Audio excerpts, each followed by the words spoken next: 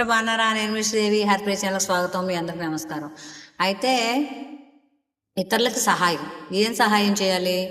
ఇతరులకు సహాయం అంటే ఇంట్లో ఉన్నాయి డబ్బులు, ధనము, నగలు ఇలాంటివి ఏమీ మనకి ఇచ్చేన అవసరం లేదు. చాలామంది వాళ్ళ గొప్పతనాన్ని సాటి చెప్పుకోవడానికే డబ్బులు ఇస్తూ ఉంటారు. నేను చూసాను కొన్ని దగ్గరలో.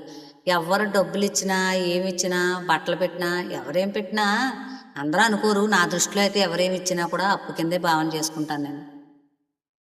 ఎదుటి వాళ్ళు మనకి సహాయం అంటే నా దృష్టిలో నా భావన ఏం చెప్తానంటే మాట సాయం.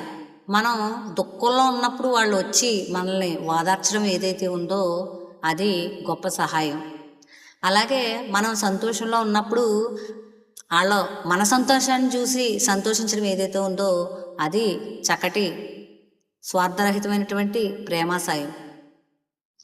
ఇంకా మనం ఏదైనా ఎందులోనైనా పని చేయాలనుకుంటే చెయ్యి బాగుంటుంది, మీకు ఏమన్నా సహాయం కాలితే మాట సాయం చేస్తానని మాట సాయం ఎవరు చేస్తారో అది సాయం.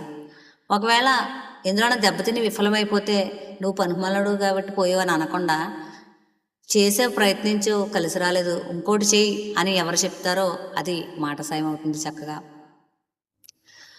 వాళ్ళ ఇంట్లో ధనం పట్టుకొచ్చి మనకి ఇవ్వక్కర్లేదు, ఒక మాట సాయం. అది ప్రభుత్వం దగ్గర నుంచి మనకు రావాల్సిన సొమ్ము గురించి కానివ్వండి, ప్రభుత్వం దగ్గర నుంచి మనకు రావాల్సిన ఏదైనా జరగవలసిన ఒక పని గురించి కానివ్వండి, లేదా వేరొకరి దగ్గర నుంచి మనకు రావాల్సిన ఏదైనా మొత్తం గురించి కానివ్వండి, వాళ్ళ మాట సాయం ఏదైతే ఉందో వాళ్ళు మనం మర్చిపోతామని అనుకుంటారు.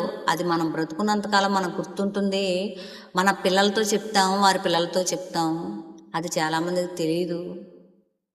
అంటే నాకు తెలిసి తెలియదనే అనుకుంటున్నాను కొందరు.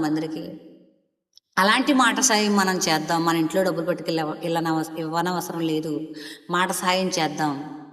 ఈ మాట సహాయం అనేటటువంటి కాన్సెప్ట్ మీకు నచ్చినట్లయితే హ్యాపీ ఛానల్ లైక్ చేయండి, షేర్ చేయండి. బాయ్.